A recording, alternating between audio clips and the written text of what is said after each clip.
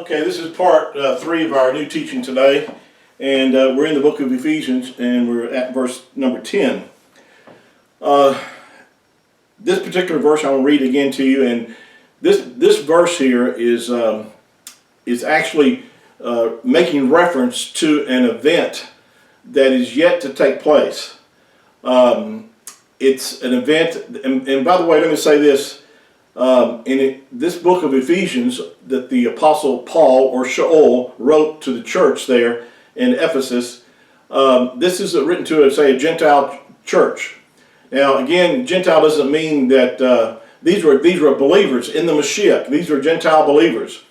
And, of course, as I've already made reference to, whether you are a natural Jew or a Gentile, if you put faith in the Messiah, in the Mashiach, the scripture says, and we really haven't gotten to this over in chapter 2, that we're one new man in Mashiach, in Messiah. We're a part of what the Messiah referred to as his church that he would build upon the revelation of who he was. And so I want to make sure that you understand who this letter was written to and about. So you'll see that this is a future event that's going to take place. And it is a reference to the rapture of believers. When I use the word rapture, I know that's not in the English translation, but the English translates that word as caught up. So if you're more comfortable with the word caught up, then that's the word that I could use or use. I just use the word rapture because most people understand what you're talking about when you use that word. And so even though the word is not in our English translations, the event itself is very well described in the scriptures, not only in 1 Thessalonians chapter 4, but also in 1 Corinthians chapter 15, verse 50, 51, and 52, and also in many other scriptures. Even in the Gospel of John chapter 14, the Mashiach made reference to this. But let me go back to read verse 10.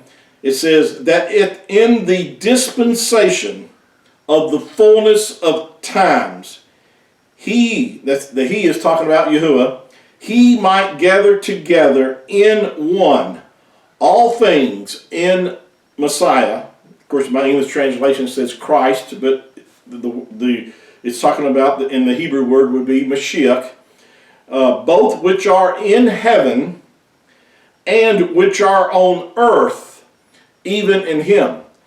So what Paul or the Apostle Shaul is writing here, he says that there is a time frame, a dispensation of the fullness of time. In other words, when the fullness of time arrives, and whatever time that Yahuwah has chosen for this event to happen, and I personally believe it's very near.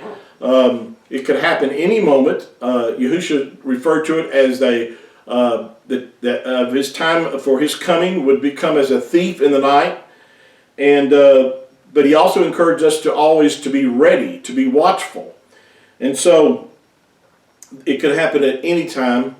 But I believe that the events that are described in the future event of the tribulation, or really the more accurate term would be Daniel's 70th week, this 7-year time frame referred to in a lot of people as the tribulation, but like I said, to be more accurate, it's really Daniel's 70th week, or Jacob's trouble, Jacob's trouble, or Israel's trouble. Jacob's name was changed to Israel. So, but it's talking about the nation of Yasharel, that the 7-year time frame, not only for them, but also for Yahuwah's wrath being poured out upon the unbelievers. It's a time that the unbelievers also will be removed from the earth. But it's setting the stage for the millennial 1,000-year reign of the Mashiach, where he is going to reign and rule from Jerusalem. And this is a promise that he will fulfill with the nation of Yasharel. That like I said, there's promises to the natural seed of Abraham, and to the Yahudim, to the Jewish believers, or Jewish nation itself, that's a better way to put it, that there's certain things that he's going to fulfill to them. Now, going back to this verse here, that it says that Yahuwah might, at the dispensation of the fullness of time, might gather together. Gathered together. The scripture says over in 1 Thessalonians, the Apostle Paul wrote that that the dead in Mashiach would rise first, and then we which are alive and remain shall be caught up together. Notice the word here again, together with them in the air, not on the earth. We're going to meet Yahusha, the Messiah, in the air. This is, again, a different event as opposed to the second coming of Yahusha, where the scripture says in the book of Revelation, chapter 19, that we're coming back with him at his second coming. But the event that's being spoken of here is being made reference to of the rapture of the church. Now, the reason that this happens, of course, it says that Yahuwah might gather together the dead, because the ones that are in heaven are those that have died before us since the day of Shavuot or Pentecost in Acts chapter 2 when the church began. And by the way, this is just church believers. This is just members of the church or the body of Mashiach. This is not reference. Now, the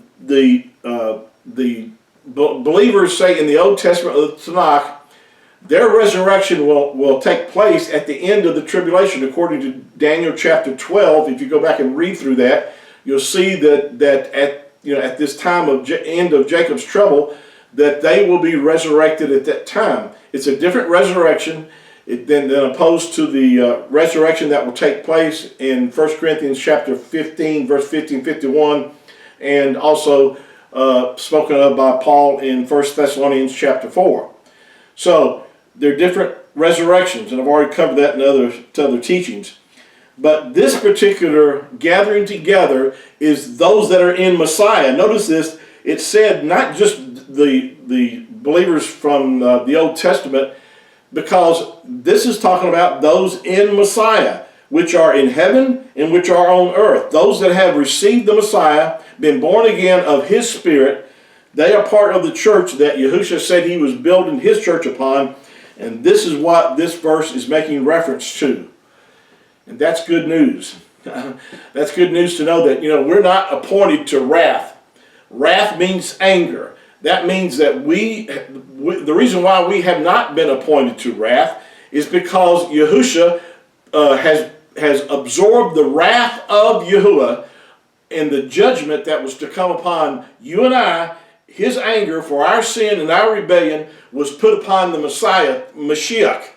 And he bore our judgment and the anger of Yahuwah. That's why we have not been appointed to Yahuwah's anger. Now, some people say, well, yeah, but that's talking about, when it talks about, Paul said that we, over in 1 Thessalonians chapter 1, verse, I believe, 9 and 10, talks about, that we have not been appointed to wrath, but to obtain salvation. And, and again, the whole context of 1 Thessalonians in chapter 2, if you read both books together, you have to understand this is the wrath that it's talking about is the wrath that's going to be poured out upon the earth during this 7-year tribulation period. It's not talking about the wrath of, say, eternal hellfire or being cast into the lake of fire. It's natural. We've already been delivered from that in the moment that you put your faith and trust in the Messiah and you're born again in the Ruach HaKodesh. We will not have to face that kind of judgment. But again, we're talking about the anger, the wrath of Yahuwah being poured out upon the earth. And the purpose of that is because not only to bring Yasharel to a point of recognizing who their Mashiach is and for them to call upon him, but it's also for the purpose of removing the sinners off the earth. And it's also for the judgments of Yahuwah to come upon those on the earth, his anger being released because of their rebellion of not recognizing the Messiah and turning to him for their salvation. I hope this has helped you today. We've got a lot more to share, and thank you for again your support. Please share this with your friends. Thank you again for those that have subscribed to my YouTube channel. And I encourage you that if you're not already a subscriber, please do that. Encourage your friends to become a subscriber. That way they'll be alerted as far as the new sessions that we'll be doing. So until next time, shalom.